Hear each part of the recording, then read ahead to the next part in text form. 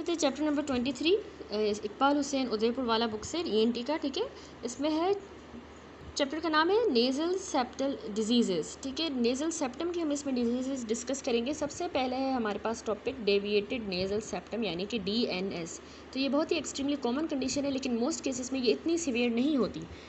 तो इसके सिम्टम्स जो है सिर्फ कुछ ही केसेस में प्रोड्यूस होते हैं। इसका कॉज क्या होता है, मोस्ट जो उसका इंपॉर्टेंट इटियोलॉजिकल फैक्टर है जो उसकी डेवलपमेंट में रिस्पॉन्सिबल है डेविएटेड नेज़ल सेप्टम की, वो सबसे पहला ट्रॉमा हो जाना। ठीक है, बहुत से केसेस में DNS जो है ना वो डायरेक्ट ट्रॉमा की वजह से होता है।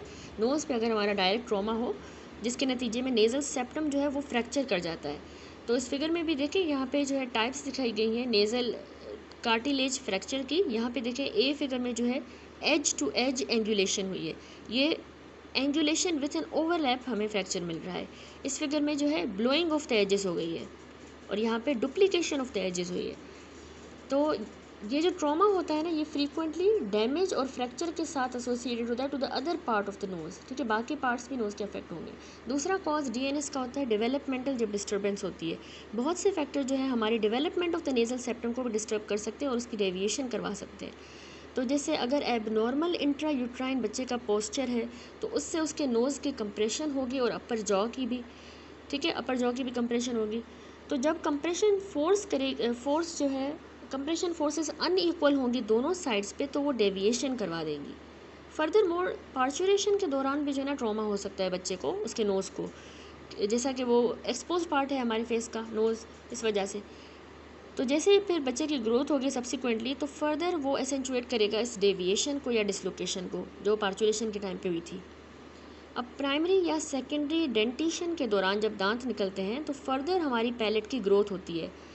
तो अगर अनइक्वल ग्रोथ है दोनों पैलेट और बेस ऑफ द स्कल के दरमियान तो नेज़ल सेप्टम की जो है बकलिंग हो सकती है।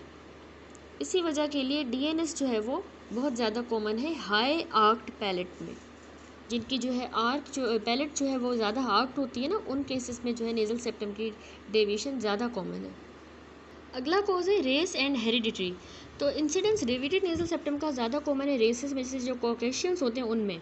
इसके साथ साथ members of the same family जो है वो इस कंडीशन के साथ अफेक्ट हो सकते हैं, यानी हेरिडिटरी भी कॉज है। स्पेस ऑक्यूपाइंग लेशन भी इसका कॉज बनता है DNS का। कोई भी ऐसी ग्रोथ या स्पेस ऑक्यूपाइंग लेशन जो है एक नेज़ल कैविटी में वो हमारे सेप्टम को पुश कर सकती है और उसकी वजह से डेविएशन हो सकती है, जैसे नेज़ल पॉलिप जो है उसको पुश कर सकते हैं। अब आती है टाइप्स DNS की कौन सी होती हैं। तो डेविएशन या डिफ्लेक्शन जो है ना वो कार्टिलेज को भी इन्वॉल्व कर सकती है या हमारे सेप्टम की बोन को या दोनों को भी इन्वॉल्व कर सकती है। अब डेविएशन एक तो नंबर 1 सिंपल या C शेप की होती है। इसमें क्या होता है जब सेप्टम जो है कर्व हो जाए। अच्छा, ये फिगर देखिए, इसमें नॉर्मल सेप्टम दिखाया गया, यहाँ पे C शेप का सेप्टम दिखाया गया। तो इसमें क्या होता है कि सेप्टम जब एक साइड पे कर्व हो जाए उस वजह से होता है। तो ये ज़्यादातर ना कार्टिलेजिनस पार्ट पे प्रेजेंट होता है। ठीक है, उसमें ऑन दैट साइड जब सेप्टम जो है जहाँ पे सेप्टम कनकेव है तो नेज़ल कैविटी यहाँ पे वाइडर होगी और इस पे जो है यहाँ पे कंपनसेटरी हाइपरट्रॉफी हो जाती है हमारे इन्फीरियर टर्बिनेट की, जो कि यहाँ पे दिखाई भी गई है। उस साइड की हाइपरट्रॉफी होगी कंपनसेटरी, क्योंकि यहाँ पे एयर वगैरह ज़्यादा पास होती है तो उसकी वजह से जो है उसको डैमेज वगैरह होने के से बचाने के लिए ये टर्मिनेट जो है हाइपरट्रॉफी करेगा।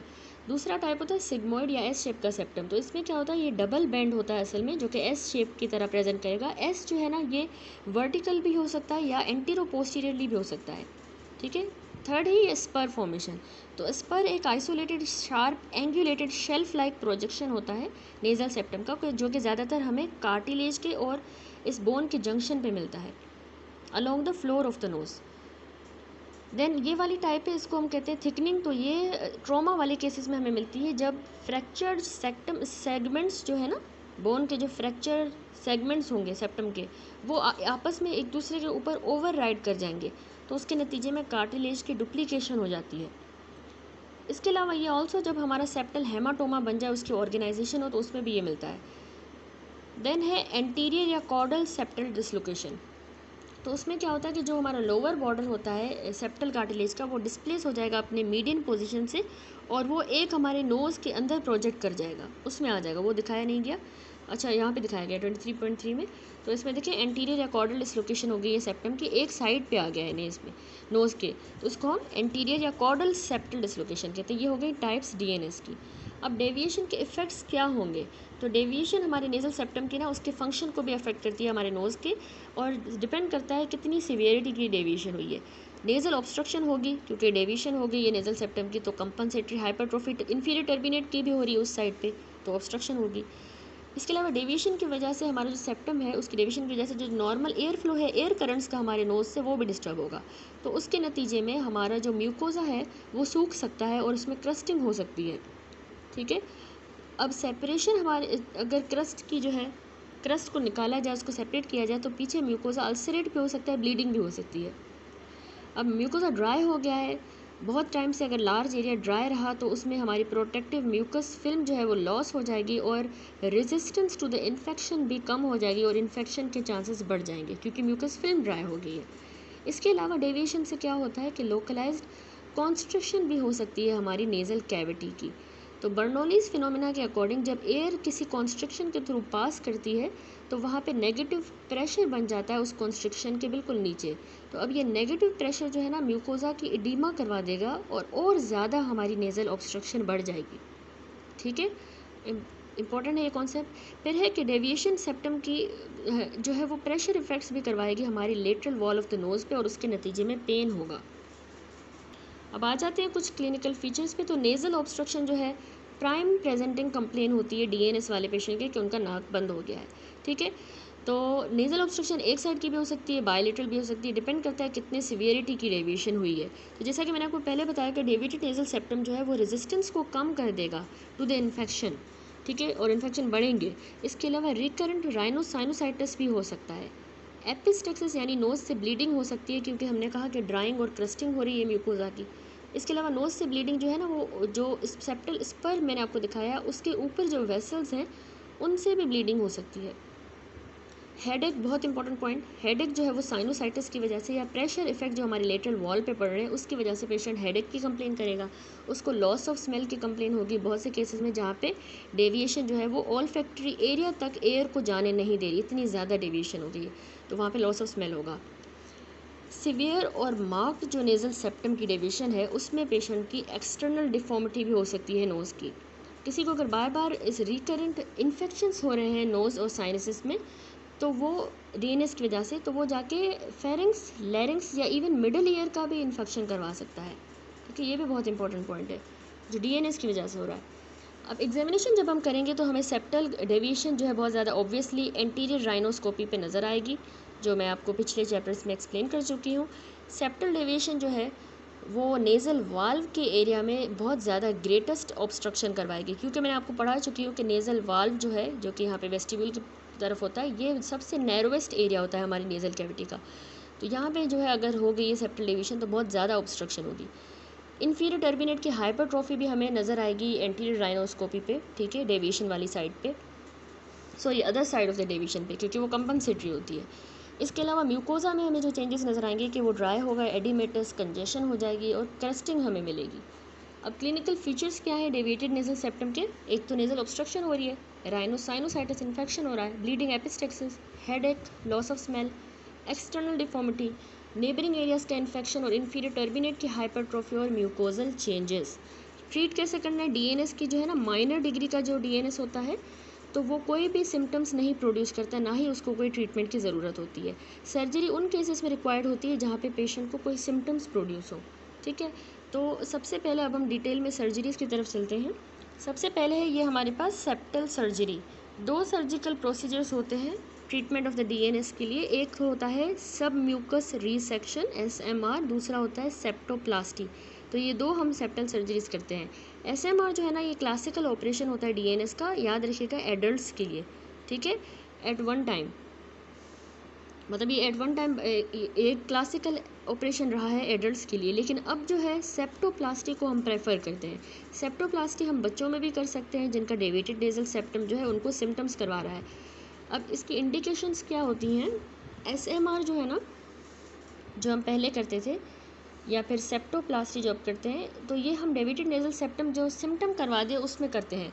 यानी नेज़ल ऑब्स्ट्रक्शन हो रही है, अगर कंप्लेन रिकरेंट इन्फेक्शन की कंप्लेन है, प्रेशर पड़ रहा है या हेडेक है या एपिस्टेक्सिस है, तो जब डीएनएस जो है कोई एक्सटर्नल डिफॉर्मिटी करवा दे नोज़ की, बाहर से बुरा लगे, ठीक है, और डिफॉर्म हो जाए हमारा नोज़, तो इस केस में हम सेप्टोप्लास्टी जो है कर सकते हैं अलोन या फिर in combination with the rhinoplasty, यानी सेप्टो राइनोप्लास्टी साथ में हम कर सकते हैं। अब as an approach to the pituitary fossa for the hypophysectomy, ठीक है, यानी जब हमें पिट्यूटरी ग्लैंड रिमूव करना होता है ना हाइपोफाइजेक्टोमी, तो हमें पिट्यूटरी फोसा तक जाना होता है, तो उसके लिए भी हम जो है ना ये सर्जरीज करते हैं, ठीक है। इसको हम ट्रांससेप्टल ट्रांसस्फीनोइड हाइपोफाइजेक्टोमी कहते हैं, तो ये अप्रोच हम यूज़ करते हैं। इसके अलावा इंडिकेशन सेप्टल सर्जरी की होती है जब हम डीएनएस करते हैं और वो डीएनएस ऑब्स्ट्रक्शन करवा दे in viewing the other structures of the nose, sorry जब डीएनएस जो है डेविडेड नेजल सेप्टम ऑब्स्ट्रक्शन करवा दे और उसकी वजह से हमें बाकी नोज़ के स्ट्रक्चर्स नज़र ना आए नेज़ल एंडोस्कोपी के दौरान और उन स्ट्रक्चर्स तक अप्रोच मुश्किल हो, तो without removing the deflected septum, इसको रिमूव किए बगैर जो है हम उस तरह के केस में भी हम ये सर्जरीज करते हैं, ठीक है, जब हमें बाकी स्ट्रक्चर नोज़ के नज़र ना आए। अब इसकी कुछ कॉन्ट्रा इंडिकेशंस भी हैं। दोनों ऑपरेशन एसएमआर और सेप्टोप्लास्टी हम कभी भी acute respiratory upper respiratory infection में नहीं करेंगे। और भी इसके रिलेटिव कॉन्ट्रा इंडिकेशंस हैं, किसी को अगर अनकंट्रोल डायबिटीज़ है, हाइपरटेंशन, ब्लीडिंग डिसऑर्डर है या कोई और सिस्टेमिक इन्फेक्शन है, एसएमआर जो है वो कभी भी हम 17 साल की उम्र से बिलो वाली एज की उम्र बच्चों में नहीं करते। ये आपने पॉइंट याद रखनी है। एसएमआर, ठीक है, जो हम पहले करते थे।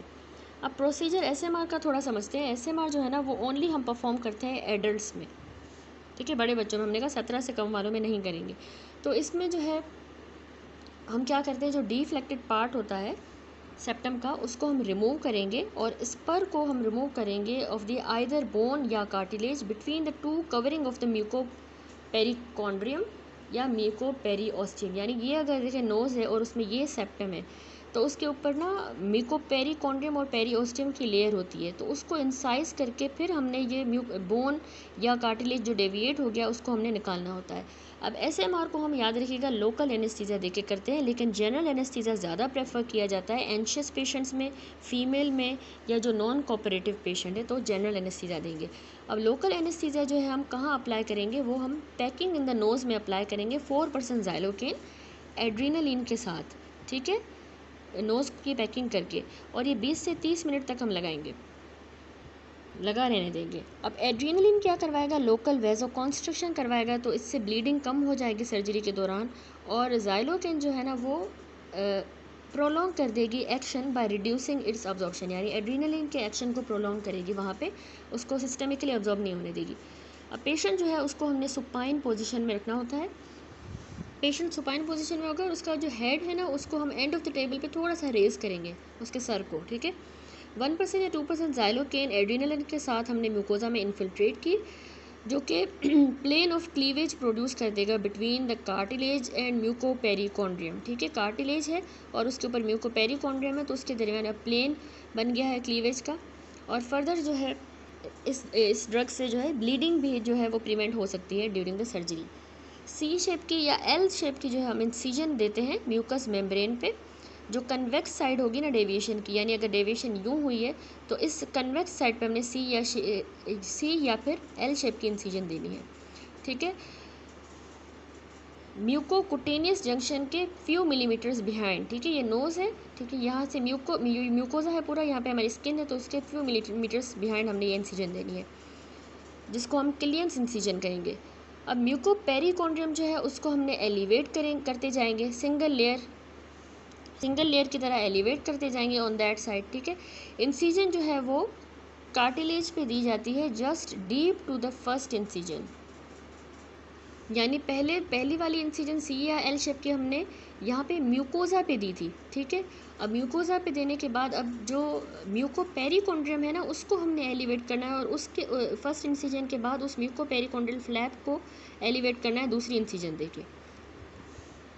इस फिगर में भी देखिए यहाँ एसएमआर ऑपरेशन दिखाया गया है, जहाँ पे हमें ये कार्टिलेज नज़र आ रहा है after the elevation of the mucoperichondrial flap. उसको एलिवेट किया तो ये म्यूकोपेरिकॉन्ड्रियल जो है कार्टिलेज हमें नज़र आ रहा है, क्योंकि उसके ऊपर म्यूकोपेरिकॉन्ड्रियल फ्लैप होता है ना, वो होता है, उसके ऊपर म्यूकोजा होता है, तो दोनों साइड से हमने वो निकाला है और फिर अब ये कार्टिलेज हमें नज़र आ रहा है, सेप्टल कार्टिलेज। उसके बाद है कि म्यूको पेरिओस्टियल फ्लैप जो है उसको भी हमने एलिवेट करना होगा, तो वो बोन के ऊपर होगा पोस्टीरियरली और इन्फीरियरली, ठीक है। आगे क्योंकि सेप्टल कार्टिलेज होता है ना यहाँ पे, पोस्टीरियरली और इन्फीरियरली जो है हमारे पास बोन होती है, तो उस म्यूको पेरिओस्टियम को फ्लैप को भी हमने एलिवेट करना है। अब जो डेविएटेड पोर्शन होता है कार्टिलेज का और बोन का अलोंग विद द स्पर अगर बन गया है तो उसको भी हमने रिमूव कर देना है, ठीक है। स्ट्रिप ऑफ कार्टिलेज जो है हम प्रिजर्व रखेंगे along the caudal and dorsal border of the septum to maintain the shape of the external nose. यानी इस तरह से कॉर्डल और जो डोर्सल पोर्शन होता है ना सेप्टम का, वो हमने थोड़ा सा पीछे छोड़ना होता है, ठीक है। थोड़ा सा नीचे कॉर्डल और थोड़ा सा डोर्सल पोर्शन, सारा ही नहीं निकाल देना, थोड़ा सा पीछे छोड़ना है, क्योंकि अगर एक्सेसिव कार्टिलेज का रिमूवल हम कर देते हैं ऑन द डोर्सल बॉर्डर तो उससे सैडल शेप डिफॉर्मिटी हो जाती है, ठीक है। ये हो रहा है जब हम डोर्सल बॉर्डर ज़्यादा रिमूव कर रहे हैं, लेकिन अगर हम कॉर्डल नीचे वाला बॉर्डर ज़्यादा रिमूव करेंगे तो कॉलुमेला की बहुत ज़्यादा रिट्रैक्शन हो जाएगी, ठीक है। तो इस तरह की डिफॉर्मिटीज़ होती हैं, तो इसलिए हमने थोड़ा सा पीस छोड़ना होता है एसएमआर में। अब जैसे ही हमने कार्टिलेज का रिमूवल किया और बोन का, तो दोनों म्यूकोपेरिकॉन्ड्रियल जो फ्लैप्स हैं उनको फिर हमने यूनाइट कर देना है आपस में, ठीक है। बीच में से वो निकाल दिया डेविएटेड पार्ट और पीछे उनको यूनाइट करना है। अब स्टिचिंग जो है वो हम कैट गट से करते हैं इनिशियल इंसीजन के ऊपर। असल में एक किस्म का सूचर ही है जो कि एनिमल के इंटेस्टाइन से बनाया जाता है, उसको कैट गट कहते हैं। उससे हमने जो इनिशियल हमने इंसीजन दी थी उसकी स्टिचिंग करेंगे। इसके अलावा नोज़ को जो है हम 24 से 48 आवर तक जो है पैक कर देंगे रिबन गॉज के साथ, जो कि एक एंटीसेप्टिक ऑइंटमेंट में सोक हुई भी होगी। ग्लव, फिंगर पैक या फिर कोई और नेज़ल पैकिंग मटेरियल भी हम यूज़ कर सकते हैं। तो इसमें 23.7 फिगर में हमारे पास ये शोन है। 2 तरह की नेज़ल पैकिंग हम करते हैं सेप्टल सर्जरी के बाद, ठीक है। ठीक है, इसमें देखिए ग्लव फिंगर पैक भी दिखाया गया है। जो ग्लव्स होते हैं ना उनके फिंगर में कुछ मटेरियल फिल करके और हमने पैकिंग करनी होती है। ये दूसरी टाइप दिखाई गई है। उसके बाद कह रहा है कि अब आ जाता है, ये हो गया पूरा एसएमआर का प्रोसीजर। अब नेक्स्ट है सेप्टोप्लास्टी का प्रोसीजर। तो सेप्टोप्लास्टी जो है ये एक कंजर्वेशनल सेप्टल सर्जरी है जहाँ पे मोस्ट ऑफ द कार्टिलेज जो है वो रिटेन्ड रहता है और नेज़ल जो सेप्टम है उसको हमने मिड लाइन में रीपोजिशन करना होता है। ज़्यादातर हम इसमें निकाल नहीं रहे, उसको बस जो है कार्टिलेज ज़्यादातर रिटेन्ड ही है, बस उसको मिड लाइन में सेप्टम को रीपोजिशन कर रहे हैं। अब सेप्टोप्लास्टी जो है हम 17 साल से कम वाले बच्चों में भी कर सकते हैं। हमने यहाँ पे पढ़ा था कि एसएमआर जो है वो 17 साल से कम वालों में कॉन्ट्रा इंडिकेटेड है, लेकिन हम सेप्टोप्लास्टी कर सकते हैं। एसएमआर यहाँ नहीं करते क्योंकि यहाँ पे इंटरफेरेंस हो सकती है with the growth of the nasal skeleton, ठीक है। क्योंकि बच्चे होते हैं 17 साल से कम, तो उनके जो नेज़ल स्केलेटन जो है वो ग्रो कर रहा होता है, तो उसके साथ इंटरफेरेंस हो सकती है अगर हमने एसएमआर कर लिया, तो इसलिए सेप्टोप्लास्टी प्रेफर किया जाता है। तो ये हम एडल्ट्स में करेंगे, उसमें एडल्ट्स में भी करते हैं मतलब सेप्टोप्लास्टी, जहाँ पे एसएमआर मतलब एसएमआर की जगह पे सेप्टोप्लास्टी कर सकते हैं आजकल, क्योंकि इसमें ना सेप्टोप्लास्टी जो हम पढ़ रहे हैं इसमें कॉम्प्लिकेशंस कम होती हैं। अब देखिए प्रोसीजर जो है सेप्टोप्लास्टी का एसएमआर की तरह ही होता है, बस कुछ डिफरेंसेस हैं। ये हम ज़्यादातर जनरल एनेस्थीसिया देके करते हैं, लेकिन लोकल में भी कर सकते हैं। अब इंसीजन जो सेप्टोप्लास्टी की है वो थोड़ी डिफरेंट है, जो कि जो कॉर्डल बॉर्डर होता है ना हमारे सेप्टल कार्टिलेज का नीचे वाला, इसको हम फ्रीयर्स या फिर हेमी ट्रांसफिक्सेशन इंसीजन कहते हैं। इस इंसीजन की मदद से जो कॉर्डल बॉर्डर है, बॉर्डर सेप्टल कार्टिलेज का, वहाँ पे हमने इंसीजन देनी होती है। तो इस फिगर में देखिए यहाँ पे इंसीजन दिखाई गई है नेज़ल सेप्टल सर्जरी की, ये है वो फ्रीयर्स इंसीजन, ठीक है। उस वाले में एसएमआर में हम ये क्लियंस इंसीजन दे रहे थे म्यूकोकुटेनियस जंक्शन से थोड़ा ऊपर, ये फ्रीयर्स इंसीजन यहाँ पे दी जाएगी कॉर्डल बॉर्डर पे ऑफ द सेप्टल कार्टिलेज। अच्छा, जो एसएमआर पढ़ चुके हैं तो मैंने आपको बताया कि हम जो सेप्टम का एरिया रिमूव करेंगे एसएमआर में वो इतना है, ठीक है, जबकि पीछे थोड़ा सा हम प्रिजर्व रखते हैं। ये है वो पार्ट ऑफ कार्टिलेज जो कि प्रिजर्व रखने होते हैं, ठीक है। हमने कहा था कि हम डोर्सल बॉर्डर को और कॉर्डल बॉर्डर को जो है एसएमआर में प्रिजर्व रखते हैं। डोर्सल इसलिए ताकि उससे सैडल डिफॉर्मिटी ना हो, कॉर्डल इसलिए वरना रिट्रैक्शन हो सकती है इस कोलुमेला की। तो अभी हम सेप्टल पढ़ रहे हैं, हमने कहा कि हम इसमें फ्रीयर्स या हेमी ट्रांसफिक्सेशन इंसीजन देते हैं। अब जो म्यूकोपेरिकॉन्ड्रियल फ्लैप होता है उसको सिर्फ हम इस एक साइड से सिर्फ उसको रेज करेंगे। अब ये जो फ्लैप है दूसरी साइड पे इंटैक्ट ही रहेगा, तो जो न्यूट्रिशन है कार्टिलेज की जो कि म्यूकोपेरिकॉन्ड्रियम पे डिपेंड करती है वो अफेक्ट इसमें नहीं होगी इस वाली सर्जरी में, ठीक है, क्योंकि दूसरी साइड से वो बिल्कुल इंटैक्ट है। वहाँ पे हम दोनों साइड से जो है वो फ्लैप को एलिवेट कर रहे थे और कार्टिलेज को निकाल रहे थे। यहाँ पे बस एक साइड पे इंसिजन दी है। अब सेप्टल कार्टिलेज की अटैचमेंट जो वॉमर बोन के साथ है और perpendicular plate of the ethmoid bone, उसको जो इनके साथ उसको हमने सेपरेट करना है। अब म्यूकोपेरिओस्टियल यानी बोन वाला जो फ्लैप है वो इन बोन्स के ऊपर से जो है वो हमने दूसरी साइड से एलिवेट करना है, ये बात याद रखिएगा। वहाँ से हमने म्यूकोपेरिकॉन्ड्रियम फ्लैप को एलिवेट किया, अब दूसरी साइड से हमने म्यूकोपेरिओस्टियल फ्लैप को एलिवेट करना है और बोनी सेप्टम को जो है करेक्ट करना है by removing the maxillary crest and the other deflected parts. ठीक है, जो मैक्सिलरी क्रेस्ट होता है ना उसको रिमूव करके और बाकी जो डिफ्लेक्टेड पार्ट है उनको रिमूव कर देंगे। अब सेप्टल कार्टिलेज जो है फिर उसको हमने मैन्यूवर करना है इस पोजीशन, इस तरह कि हमने उसको मिड लाइन में रीपोजिशन कर देना है। तो इस सेप्टोप्लास्टी में बहुत सी कॉम्प्लिकेशंस हैं एसएमआर की जो कि हम प्रिवेंट कर सकते हैं, जो एसएमआर में हो रही थी यहाँ पे नहीं होगी। लाइक सेप्टल परफोरेशन नहीं हो सकती, सैडल नोज की डिफॉर्मिटी भी सेप्टोप्लास्टी में नहीं होगी, कोलोमेलर रिट्रैक्शन भी नहीं हो सकती। ठीक है, तो अब कुछ पोस्ट ऑपरेटिव केयर आ जाती है, ठीक है, इन सर्जरीज में, सेप्टल सर्जरीज की। तो पेशेंट को हमने एनपीओ पे रखना होता है, यानी नथिंग पर ओरली, 4 से 6 घंटे उसने कुछ भी ओरली नहीं खाना। और अगर सर्जरी हम जनरल एनेस्थीसिया में करें तो इसलिए 4 से 6 घंटे। शॉर्टर एनपीओ जो है वो उस सर्जरी में रिक्वायर होता है जब हम लोकल एनेस्थीसिया दे के कर रहे हों। पेशेंट को हमने सुपाइन रखना होगा, उसका हेड जो है अपवर्ड पोजीशन में होना चाहिए। ठीक है, अपवर्ड पोजीशन में जब सर्जरी हो गई ना उसके बाद अपवर्ड पोजीशन में रखना होगा जब वो फुल्ली कॉशियस हो गया है और रिकवर कर गया है from the effect of general anaesthesia. Soft diet advice की जाती है कुछ दिनों तक ताकि मैस्टिकेशन को, एक्टिव मैस्टिकेशन को मिनिमाइज़ किया जा सके। एंटीबायोटिक्स और एनाल्जेसिक्स जो है वो हफ्ते तक हम देंगे।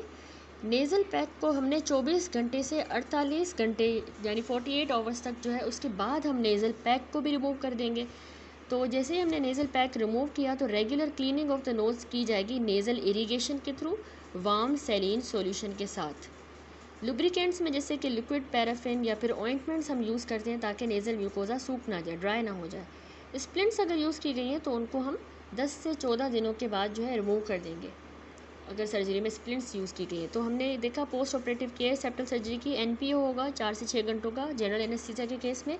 सुपाइन पोजीशन होनी चाहिए with the head end up, soft diet, antibiotic और analgesics. Removal of the pack 24 to 48 hours के बाद किया जाता है। नेज़ल क्लीनिंग हम नेज़ल डॉशिंग कर सकते हैं और टॉपिकल लुब्रिकेंट भी लगाया जा सकता है नोज़ में। इसके अलावा स्प्लिंट्स को हमने 10 से 14 दिनों के बाद रिमूव करना है अगर स्प्लिंट रखे गए हैं। अब कॉम्प्लिकेशंस क्या होती हैं सेप्टल सर्जरीज़ में, एक तो आप याद रखिएगा कि एनेस्थेटिक कॉम्प्लिकेशंस होती हैं, यानी कि दोनों लोकल और जनरल एनेस्थीसिया की कॉम्प्लिकेशन जैसे कि ज़ाइलोकैन की टॉक्सिसिटी हो सकती है, कार्डियक फेलियर या इवन सेरिब्रल हाइपोक्सिया हो सकता है। ये एनेस्थेटिक कॉम्प्लिकेशंस हैं।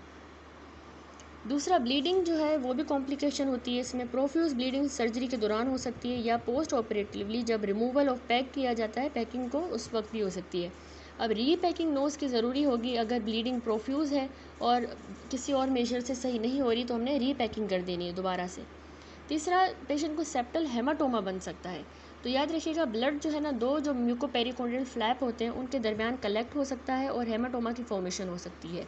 इन्फेक्शन भी हो जाएगा हेमाटोमा फॉर्मेशन के बाद जो सेप्टल एब्सेस करवा देगा। अब हेमाटोमा और जो एब्सेस हैं उनकी ड्रेनेज ज़रूरी होती है। हम जो है प्रीवियस जो हमने पहले सेप्टल इंसिजन दी थी सर्जरी में उसी को ही रीओपन करके और उसको ड्रेन करेंगे। अगली कॉम्प्लिकेशन होती है सेप्टल परफोरेशन हो जाना। तो हमारा जो नेज़ल सेप्टम है उसकी परफोरेशन हो जाएगी जब म्यूकोपेरिकॉन्ड्रियल डैमेज हो जाए या टीयर हो जाए दोनों साइड से सेम ही लेवल पे। ठीक है, सेम लेवल पे। तो सेम जो स्मॉल सेप्टल परफोरेशन होते हैं जब एयर पास करेगी उसमें से तो हमें विस्लिंग साउंड जो है सुनाई देगी। जो लार्जर परफोरेशन होती हैं तो उनमें ड्राइंग एंड क्रस्टिंग हो सकती है और वो रिकरेंट एपिस्टेक्सिस यानी नोज़ ब्लीडिंग करवा देगा। ये सेप्टल परफोरेशन भी इसकी कॉम्प्लिकेशन है सेप्टल सर्जरीज़ की। उसके बाद CSF राइनोरिया, ये कॉम्प्लिकेशन ज़्यादातर जब क्रिब्रिफॉर्म प्लेट डैमेज हो जाए या हमारा एंटीरियर स्कल बेस तो उस वजह से होता है। सैडल नोज़ की डिफॉर्मिटी मैंने आपको बताया कि अगर जो है डोर्सल बॉर्डर जो है नेज़ल सेप्टम का कार्टिलेज का उसमें से मतलब एक्सेसिव कार्टिलेज अगर हम रिमूव कर दें तो उससे ये डिप्रेशन बन जाएगा नेज़ल ब्रिज पे, तो इसको हम सैडल नोज़ डिफॉर्मिटी कहते हैं। यहाँ पे ये शोन है सैडल नोज़ डिफॉर्मिटी हो गई इस पेशेंट को SMR सर्जरी के बाद। ठीक है, सेप्टल कार्टिलेज ज़्यादा निकाल दिया है। देन इसके अलावा इस सैडल नोज़ डिफॉर्मिटी को फिर हम ऑगमेंटेशन राइनोप्लास्टी के साथ जो है वो ट्रीट करते हैं, ये आपने याद रखना है। फिर अडेजन फॉर्मेशन भी हो सकती है, ये भी कॉम्प्लिकेशन है कि ना फाइब्रस बैंड या अडेजन्स बन जाए हमारे नेज़ल सेप्टम के और जो लेटरल वॉल है इन दोनों के दरमियान। तो इस फिगर में भी शोन है 23.10 में ये नेज़ल अडेजन बन गई है जो कि सेप्टल सर्जरी नेज़ल सेप्टम और लेटरल वॉल के दरमियान बनी है। ठीक है। तो एडेशन फॉर्मेशन के चांसेस बढ़ जाते हैं जब सर्जरी जो है लेटरल वॉल पे की जाए विद SMR, ठीक है, SMR सर्जरी की जाए, यानी कि फॉर एग्जांपल जैसे इलेक्ट्रिक कॉटरी अगर यूज़ की जाए। तो अब इसको कैसे ट्रीट करना है कि हम एडेशन को एक्साइज कर देंगे, उनकी एक्सीजन करेंगे, और हमने स्प्लिंट्स रखने होते हैं कुछ दिनों तक ताकि एडेशन ना बने सर्जरी के बाद। रिट्रैक्शन ऑफ कोलुमेला भी मैंने आपको बताया कि ये जब हम कॉर्डल बॉर्डर का जो सेप्टम है वो ज़्यादा निकाल दें तो उससे ये कॉम्प्लिकेशन हो जाती है SMR में। अब परसिस्टेंस ऑफ डेविएशन, ये ऐसा होता है कि जब इनएडिक्वेट सर्जरी हो, सही से नहीं की गई हो, तो उसमें जो है अभी तक डेविएशन परसिस्ट ही करेगी, तो इसको जो है हम रिवीजन सर्जरी के थ्रू ट्रीट करेंगे, दोबारा सर्जरी करनी होगी। फिर फ्लैपिंग नेज़ल सेप्टम के कॉम्प्लिकेशन है, कभी कभार जब हम कार्टिलेज को रिमूव करते हैं, रिमूव करने की वजह से जो पीछे म्यूकोपेरिकोंड्रियल फ्लैप रह गया है वो रेस्पायरेशन के साथ वाइब्रेट भी कर सकता है, तो उसको फ्लैपिंग नेज़ल सेप्टम कहते हैं। क्योंकि कार्टिलेज तो रिमूव हो गया, पीछे तो बस एक किस्म का म्यूकोजा रह गया है, तो वो म्यूकोपेरिकोंड्रियल फ्लैप रह गए तो वो वाइब्रेट करेंगे रेस्पायरेशन के साथ। ये हमने कहा कि ये हम एनेस्थेटिक जो देंगे वो जनरल एनेस्थीसिया भी हो सकता है या फिर लोकल एनेस्थीसिया। ब्लीडिंग हो सकती है इसमें कॉम्प्लिकेशन, या सेप्टल हेमाटोमा या एब्सिस बन सकता है, सेप्टल परफोरेशन भी हो सकती है, CSF राइनोरिया, सैडल नोज की डिफॉर्मिटी, एडेशंस बन सकती हैं, रिट्रैक्शन हो सकता है कोलुमेला का, और परसिस्टेंट डेविएशन रह सकती है, यानी ट्रीटमेंट के बाद भी डेविएशन अभी तक रह भी सकती है, या फ्लैपिंग सेप्टम हो सकता है। तो दैट्स इट। अब नेक्स्ट टॉपिक है हमारा राइनोप्लास्टी। राइनोप्लास्टी क्या होता है? ये ऑपरेशन होता है ताकि हम कॉस्मेटिक जो डिफॉर्मिटीज़ होती हैं एक्सटर्नल नोज़ की उनको करेक्ट करें, ठीक है, जो कॉस्मेटिकली बुरी लग रही होती हैं। अब ये जो ऑपरेशन है ये हम या तो अलोन या फिर कंबाइंड विथ सेप्टोप्लास्टी करते हैं, तो इसको हम कह देंगे सेप्टोराइनोप्लास्टी। आजकल जो प्रेफर्ड टेक्निक है राइनोप्लास्टी की वो ओपन होती है या एक्सटर्नल जिसको हम कहते हैं। राइनोप्लास्टी कॉमनली जो है following types of nasal deformities में परफॉर्म की जाती है। नंबर 1, डेविएटेड नोज में हम परफॉर्म करते हैं। अगर जो बोनी वॉल्ट है वो डेविएट हो गया है, मीडियल और लेटरल ऑस्टियोटोमीज जो है हम करेंगे ताकि हम नेजल बोन्स को मोबिलाइज करें, तो ताकि उनको फिर रीपोजिशन किया जा सके, ठीक है। तो हम मीडियल और लेटरल ऑस्टियोटोमीज करते हैं। अब जैसे अगर हम फिगर देखें 23.11 यहाँ पे देखें राइनोप्लास्टी दिखाया गया है बिफोर एंड आफ्टर, ठीक है। ये देखें बिल्कुल नोज एक्सटर्नल डेविएट हुआ है बोन्स की वजह से, और इनको रीपोजिशन कर दिया गया है मीडियल एंड लेटरल ऑस्टियोटोमीज की मदद से। इसके अलावा जो है हम अगर कार्टिलेज भी डेविएट है अगर किसी का, तो राइनोप्लास्टी जो है वो सेप्टोप्लास्टी के साथ हम कंबाइन करेंगे, तो उसको सेप्टोराइनोप्लास्टी कहते हैं। दूसरा हम क्यों करते हैं राइनोप्लास्टी? नेज़ल हम्प में। देखिए राइनोप्लास्टी जो है वो नेज़ल हम्प को सही करने के लिए करेंगे, तो उसको हम रिडक्शन राइनोप्लास्टी कहेंगे। ये आपने नेम्स याद रखना है, ठीक है, रिडक्शन राइनोप्लास्टी। उसके अलावा सैडल नोज़ की डिफॉर्मिटी में भी की जा सकती है। राइनोप्लास्टी जो है हम सैडल नोज़ को सही करने के लिए करेंगे, तो उसको हम ऑगमेंटेशन राइनोप्लास्टी कहेंगे, ठीक है, ये भी नेम याद रखिएगा।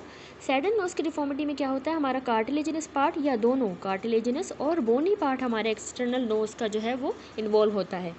तो ग्राफ्ट हम जो है लगाएंगे ताकि हम नोज़ को ऑगमेंट करें, यानी उसको हेल्प कर रहे हैं नोज़ को, जो कि कार्टिलेज ग्राफ्ट हो सकता है, हमारा कोस्टल, सेप्टल या कॉन्कल कार्टिलेज हो सकता है, या फिर वो फ्री बोन का ग्राफ्ट भी हो सकता है, इलियक क्रेस्ट से हम ले सकते हैं। इसके अलावा इसकी इंडिकेशन है हम नेज़ल टिप की डिफॉर्मिटी में भी राइनोप्लास्टी करते हैं, जैसे कि ऑपरेशन ताकि हम लेंथन करें या हाइटन करें नेज़ल टिप को, ताकि डिफॉर्मिटीज़ को जो है वो डिफॉर्मिटीज़ जो कि क्लेफ्ट लिप या क्लेफ्ट पैलेट की वजह से रह गई हैं उनको सही करने के लिए हम हाइटन या लेंथन करेंगे नेज़ल टिप को, ठीक है, उसमें भी हम राइनोप्लास्टी करेंगे। इसके अलावा एलर कोलैप्स, यानी ये वो कंडीशन होती है इसमें हमारा जो एल नासी है वो कोलैप्स कर जाएगा इनवर्ड, ठीक है, अंदर की तरफ कोलैप्स कर जाएगा जैसे ही पेशेंट इंस्पायरेशन करेगा, तो एक वाल्व लाइक पैटर्न में, और ये नेज़ल ऑब्स्ट्रक्शन करवा रहा होगा। तो इस तरह की जो डिफॉर्मिटी है इसको हम प्रोस्थेटिक डिवाइसेस की मदद से करेक्ट करते हैं, या फिर हम कार्टिलेज ग्राफ्ट्स के ज़रिए, तो इसमें भी मतलब राइनोप्लास्टी हो रही है। That's it. अगला हमारा टॉपिक है सेप्टल हेमाटोमा। तो सेप्टल हेमाटोमा होता क्या है? ये असल में कलेक्शन होती है, ठीक है, इस तरह से फिगर में भी देखें, ये कलेक्शन होती है ब्लड की अंडर द म्यूकोपेरिकॉन्ड्रियम या फिर म्यूकोपेरिओस्टियम के under of the nasal septum जो है ब्लड एक्यूमुलेट कर जाए। अब मोस्ट ऑफ द केसेस में ये ट्रॉमा की वजह से होता है, जब हमारे नेज़ल सेप्टम को ट्रॉमा हो जाए, ठीक है, लेकिन कभी कभार ये स्पॉन्टेनियसली भी हो सकता है। अब ट्रॉमा जो है हमारे नेज़ल सेप्टम को एक्सीडेंटली भी हो सकता है, जैसे रोड ट्रैफिक एक्सीडेंट में अगर ट्रॉमा हो गया, या फिर ब्लो हो या फाल हो नोज़ पे, ठीक है, या सर्जरी के दौरान भी नेज़ल सेप्टम पे ट्रॉमा हो सकता है। तो जैसे फॉर एग्जांपल जो SMR सर्जरी हम करते हैं और सेप्टोप्लास्टी, तो उनमें ट्रॉमा हो जाता है नोज़ को। अब स्पॉन्टेनियस जो हेमाटोमा फॉर्मेशन है ये होगी इन द ब्लीडिंग और क्लोटिंग डिसऑर्डर्स। जैसे अगर कोई हीमोफीलिया का पेशेंट है या परप्यूरा का या ल्यूकीमिया का, तो उनको स्पॉन्टेनियसली खुद ही जो है उनमें नेजल सेप्टम में हेमाटोमा बन जाता है। अब कॉजेज़ क्या है सेप्टल हेमाटोमा के, याद होने चाहिए। ट्रॉमा में जो है एक्सीडेंटल भी हो सकता है, सर्जिकल ट्रॉमा भी। सर्जिकल ट्रॉमा सेप्टोप्लास्टी में होता है। Accidental trauma road traffic accident में ब्लो या फॉल। अब स्पॉन्टेनियसली भी कॉज है जिसमें ब्लीडिंग या क्लोटिंग डिसऑर्डर्स की वजह से। तो हमें क्या क्लिनिकल फीचर मिलेंगे, याद रखिएगा कि पेशेंट जो है वो कंप्लेन करेगा कि उसको नेज़ल ऑब्स्ट्रक्शन है। ठीक है, नेज़ल ऑब्स्ट्रक्शन की कंप्लेन के साथ पेशेंट आएगा जो कि बायलेटरल हो सकती है, बिल्कुल जैसे फिगर में भी हमें नज़र आ रहा है। तो ये बहुत ही कॉमन प्रेजेंटिंग सिम्टम होता है हेमाटोमा वाले केसेस में कि वो नेज़ल ऑब्स्ट्रक्शन के साथ प्रेजेंट करते हैं। तो इसके साथ साथ उसके उनके जो एंटीरियर पार्ट है उनके नोज़ का, उसकी हमें स्वेलिंग भी मिलेगी। ठीक है, और इसके साथ साथ जो है पेन जो है नोज़ में होगा, विथ फ्रंटल हेडेक भी होगा पेशेंट को, फ्रंटल हेडेक, और सेंस ऑफ प्रेशर महसूस होगी उनके नेज़ल ब्रिज पे। ठीक है, उनको ऐसे प्रेशर महसूस होगा। जब हम उनकी एंटीरियर राइनोस्कोपी करेंगे तो हमें स्मूथ राउंडेड स्वेलिंग नज़र आएंगी नेज़ल सेप्टम के ऊपर। ठीक है, दोनों साइड पे देखें इस तरह से। अब ये स्वेलिंग जो है डीप रेड कलर की होंगी या फिर ब्लूइश कलर की होंगी, सॉफ्ट देखें कंसिस्टेंसी की है और फ्लक्चुएंट होंगी। ठीक है, नेज़ल क्योंकि इनमें फ्लूइड है, ब्लड है, तो ये फ्लक्चुएंट होगी।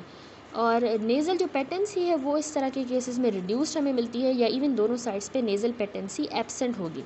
तो इस फिगर में देखिए यहाँ पे दिखाया गया है सेप्टल हेमाटोमा हो गया है पेशेंट को, बाहर से भी देखिए स्वेलिंग हो गई है और अंदर से हमें ये दो बायलेटरल स्वेलिंग मिल रही है। उसके बाद हमने देखा क्लिनिकल फीचर्स याद कर लें सेप्टल हेमाटोमा के। नेज़ल ऑब्स्ट्रक्शन होगी बायलेटरल, नोज़ के ऊपर स्वेलिंग मिलेगी, पेन भी होगा नोज़ में। बायलेटरल स्वेलिंग नेज़ल सेप्टम पे भी है जो स्मूथ राउंड सॉफ्ट फ्लक्चुएंट रेड या ब्लूइश कलर की है, और नेज़ल पेटेंसी जो है इसमें रिड्यूस्ड हमें मिलेगी। That's it. अब हमने इसका ट्रीटमेंट देखना है कि हमने कैसे सेप्टल हेमाटोमा को ट्रीट करना है। तो याद रखिएगा इंसीजन और ड्रेनेज करेंगे हम हेमाटोमा की एसेप्टिक कंडीशंस के अंडर। अब इंसीजन जो है हम एक साइड पे देंगे ओनली, और ब्लड को इवैक्यूएट करेंगे। छोटा सा ड्रेन जो है हम प्लेस कर देंगे ताकि रीअक्यूमुलेशन ना हो, और नेज़ल कैविटी जो है वो पैक कर देंगे हम। ठीक है, दोनों साइड्स पे, ताकि पैकिंग कर रहे हैं ताकि प्रेशर लगे हमारे नेज़ल सेप्टम पे, उसको प्रेशर प्रोवाइड करने के लिए पैकिंग कर लेते हैं, जिस तरह ये फिगर में दिखाया गया है।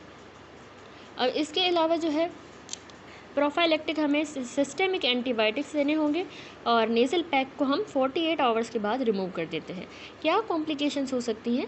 देखिए ये सेप्टल हेमाटोमा जो है ये ऑर्गेनाइजेशन भी हो सकती है इसमें, अगर इसको हम सही से ड्रेन नहीं करेंगे तो।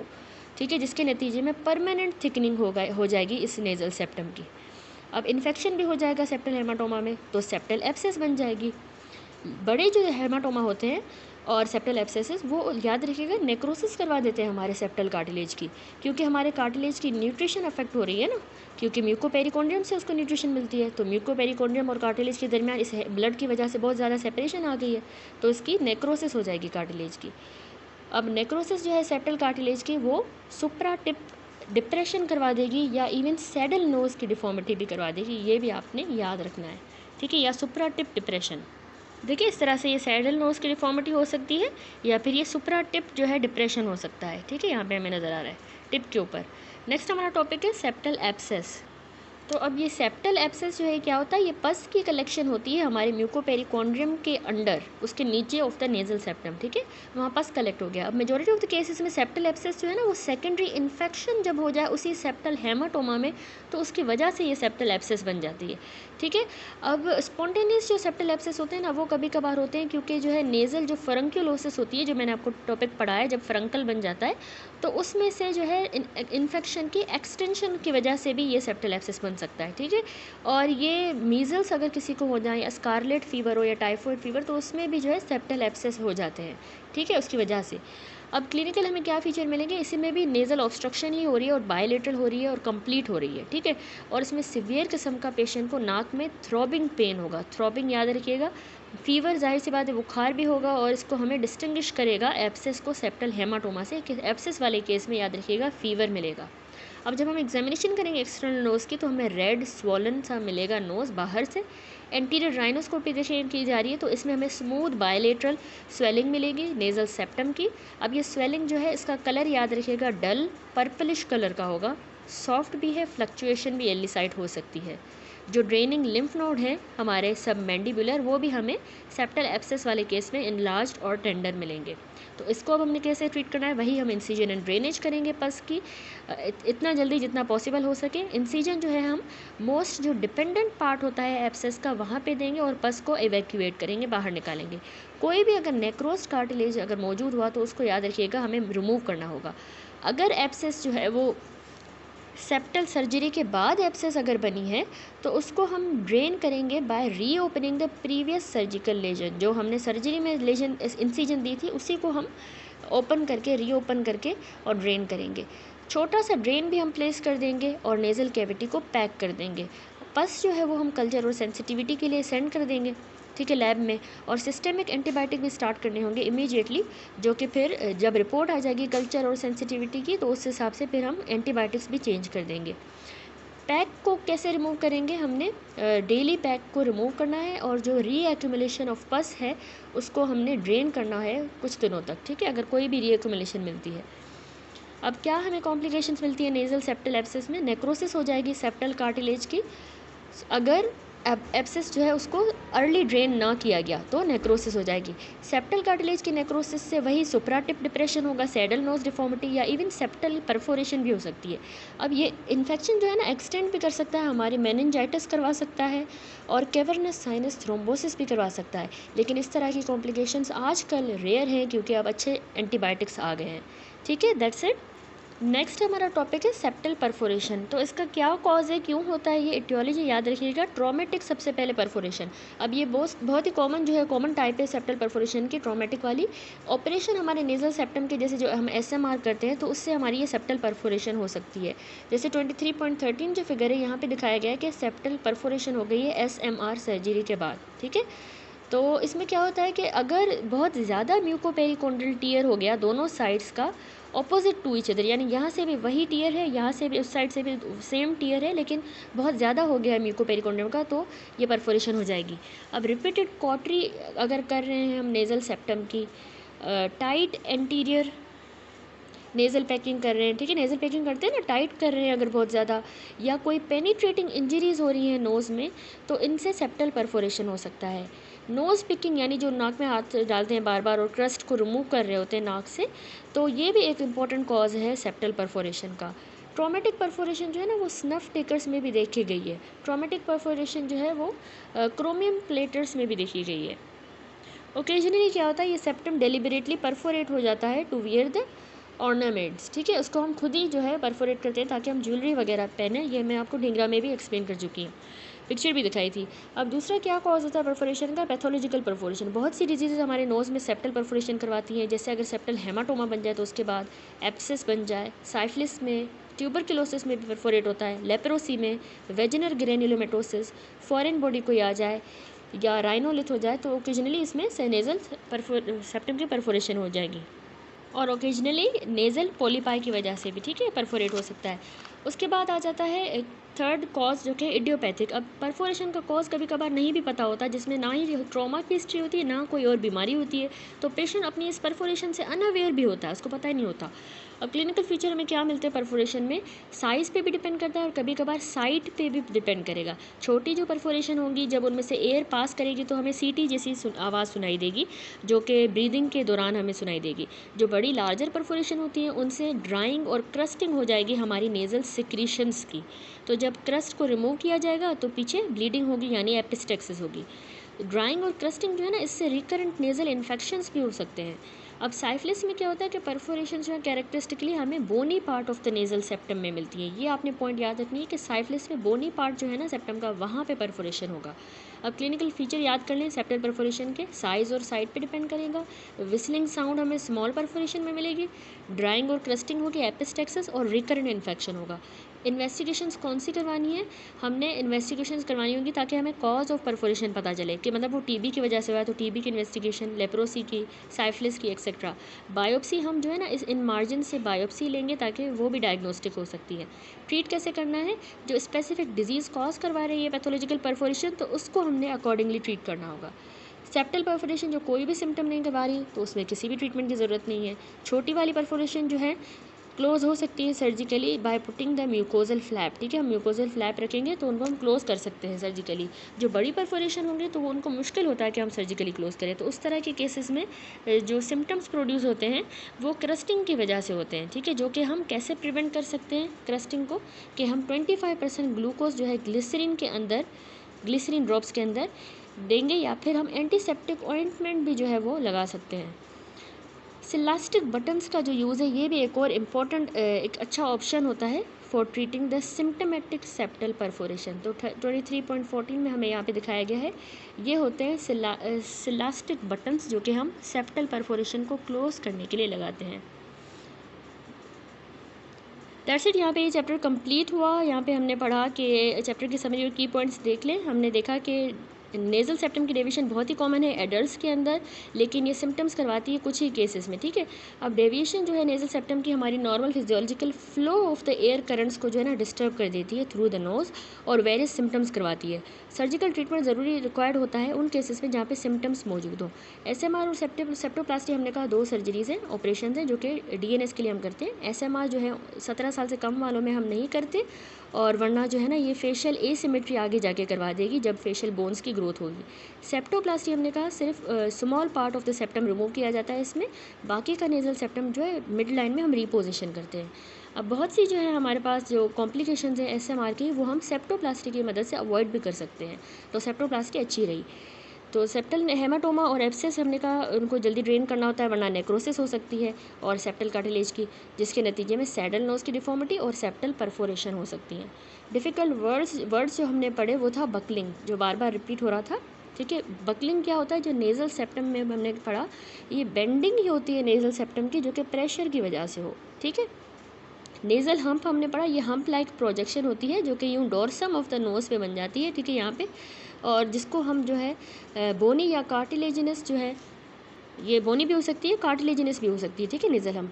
फिर हमने स्प्लिंट्स के बारे में पढ़ा कि ये सिलास्टिक या प्लास्टिक शीट्स होती हैं जो कि हम नेज़ल कैविटी में रखते हैं सर्जरी के बाद ताकि अडेशंस ना हो, ठीक है, adhesion formation between the raw surface of the nasal septum and the lateral wall, इनके दरमियान अडेशन ना हो। तो अब BCQs है, 24 ईयर ओल्ड का male patient deviated nasal septum के साथ आया, तो इसमें मोस्ट कॉमन एटियोलॉजिकल फैक्टर क्या हो सकता है, ठीक है, डीएनएस में। तो आपने याद रखना है कि ऑल सॉर्ट ऑफ ट्रॉमा इसकी वजह से जो है हो सकता है, यानी कि ट्रॉमा टू द नोज़ जो है सी ऑप्शन है कि हर किस्म का ट्रॉमा अगर नोज़ को हो रहा है तो उसमें डीएनएस होता है। अब clinical examination of the nose की गई 26 ईयर ओल्ड मेल पेशेंट में, तो हमें बहुत ज़्यादा सी शेप की डेविएशन मिली नेज़ल सेप्टम की, ठीक है, वो भी लेफ्ट साइड पे। तो कौन सा टर्बिनेट जो है वो कंपनसेटरी हाइपरट्रॉफी दिखाएगा इस पेशेंट में, तो याद रखिएगा ऑपोजिट वाले नोज़ में, यानी राइट साइड पे इन्फीरियर टर्बिनेट की जो है वो होगी हाइपरट्रॉफी, तो इसका आंसर है बी ऑप्शन, ठीक है। अब नेक्स्ट है कि 35 ईयर ओल्ड मेल पेशेंट जो है ओपीडी में आया कि उसको फीवर, पेन और उसके नोज़ की स्वेलिंग हो गई, तो हमने एग्जामिनेशन किया तो bilateral smooth bulging nasal symptom की मिली, टेंडर भी था टच किया, तो इसमें कॉमन कॉज कौन सा है, तो मैंने आपको बताया फीवर एक में ही होता है, सेप्टल एब्सेस में, ठीक है, लेकिन यहाँ पे वो ऑप्शन नहीं गिवन, तो हम सेकंड ऑप्शन जो कि सेप्टल हेमाटोमा है उस पर जाएंगे, ठीक है।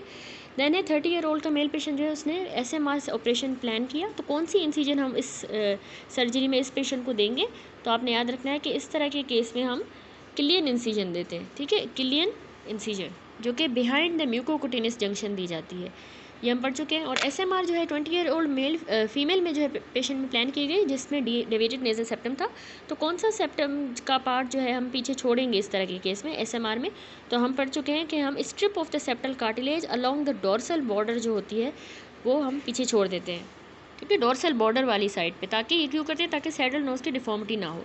उसके बाद सेप्टोप्लास्टी परफॉर्म की गई पेशेंट पे जिसका डेविएटेड नेज़ल सेप्टम था, तो कौन सी स्ट्रेंथ का सॉल्यूशन ज़ाइलोकैन का हम यूज़ करेंगे इन्फिल्ट्रेशन के लिए इस सर्जरी के दौरान, तो याद रखिएगा इसमें हम 2% सॉल्यूशन यूज़ करते हैं, क्योंकि विथ या विदाउट एड्रीनलिन हम इसमें यूज़ कर सकते हैं।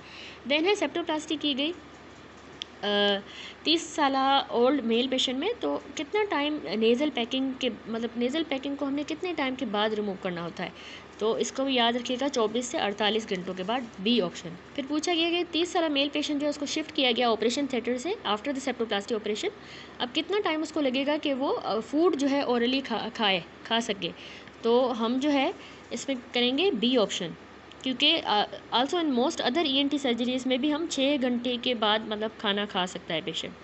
देन है नेज़ल पैक रिमूव किया गया 27 साल ओल्ड फीमेल पेशेंट में 48 घंटे ऑफ द सेप्टोप्लास्टी के बाद। जब हमने पैक रिमूव किया तो उसमें प्रोफ्यूज ब्लीडिंग होने लगी दोनों से नेज़ल कैविटीज़ में से। अब मोस्ट अप्रोप्रिएट ट्रीटमेंट इस तरह के पेशेंट में क्या होगा, तो इसमें याद रखिएगा कि हमें रीपैकिंग करनी होगी नोज़ की, ठीक है, अगेन 24 से 48 घंटों तक। और 28 साल फीमेल पेशेंट जो उसमें SMR ऑपरेशन किया गया, सर्जरी के दौरान उसको CSF राइनोरिया हो गया। अब बहुत ही कॉमन साइट CSF की लीक की इस तरह के पेशेंट में क्या हो सकती है कि वो cribriform plate of the ethmoid से जाहिर सी बात है CSF लीक करता है। 26 ईयर ओल्ड फीमेल पेशेंट जो है उसको सैडल नोज की डिफॉर्मिटी हो गई SMR ऑपरेशन के बाद। तो सेप्टम का कौन सा एरिया जो है उसमें से एक्सेसिव रिमूवल बोन या कार्टिलेज का किया गया है जिसकी वजह से ये डिफॉर्मिटी हुई है, तो याद रखिएगा कि सेप्टल कार्टिलेज डोर्सल बॉर्डर से ज़्यादा रिमूव कर दिया गया है जिसकी वजह से ये डिफॉर्मिटी हुई है। फिर 35 साल ओल्ड लेडी जो है उसको सेप्टल एडिशंस हो गई सेप्टल सर्जरी के 6 महीने से पहले, यानी सेप्टल सर्जरी 6 महीने पहले की गई, उसके बाद जो है इसको सेप्टल एडिशंस हो गई हैं। तो हम क्या कर सकते हैं ताकि इस तरह की कॉम्प्लिकेशंस को प्रिवेंट किया जा सके, तो हम स्प्लिंट्स रखते हैं सर्जरी के बाद, ये मैं आपको बता चुकी हूँ, ठीक है। स्प्लिंट्स जो है वो 10 से 14 दिन तक यूजुअली रखे जाते हैं। अब 26 साल ओल्ड फीमेल पेशेंट डायग्नोस की गई कि उसको DNS था और उसके लिए हमने जो चॉइस ऑफ SMR या सेप्टोप्लास्टी ऑपरेशन जो है रखी गई, तो उसको सजेस्ट किया गया कि वो सेप्टोप्लास्टी ऑपरेशन करवाए। अब बहुत ही जो इम्पोर्टेंट पॉइंट है in the favour of septoplasty over the SMR operation वो क्या है कि हम क्यों सेप्टोप्लास्टी इसमें करेंगे, तो इसमें लेस सर्जिकल कॉम्प्लिकेशंस होती हैं इस वजह से, ठीक है, ये कंजर्वेशन सर्जरी होती है सेप्टोप्लास्टी। फिर है 22 साल ओल्ड मेल पेशेंट आया कि उसको नेज़ल ऑब्स्ट्रक्शन हो गई है, पेन भी है, फीवर भी है लास्ट 24 घंटों से। जब क्लिनिकल एग्जामिनेशन की तो हमें बायलेटरल सेप्टल स्वेलिंग मिली जो टेंडर भी थी टच करने पे। तो कौन सी कॉम्प्लिकेशन इस पेशेंट में होगी अगर इस कंडीशन को हम ना ट्रीट करें अर्ली, तो हमने पढ़ा कि इसमें सुप्रा टिप डिप्रेशन या इवन सैडल नोज भी हो सकता है, लेकिन सुप्रा टिप डिप्रेशन ये असल में फीवर भी है तो ये सेप्टल एब्सेस केस हो सकता है। दैट्स इट, यहाँ पे ये चैप्टर अल्हम्दुलिल्लाह कंप्लीट हो गया। नेक्स्ट वीडियो से हम चैप्टर 24 स्टार्ट करेंगे।